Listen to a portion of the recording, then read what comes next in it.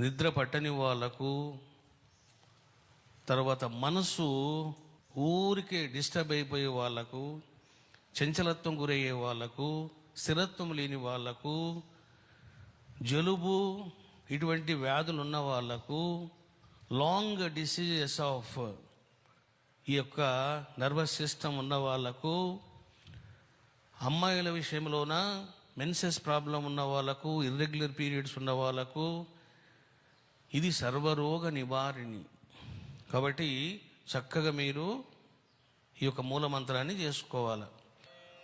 ఓం శ్రాం శ్రీం శ్రౌం సహా చంద్రాయ నమః.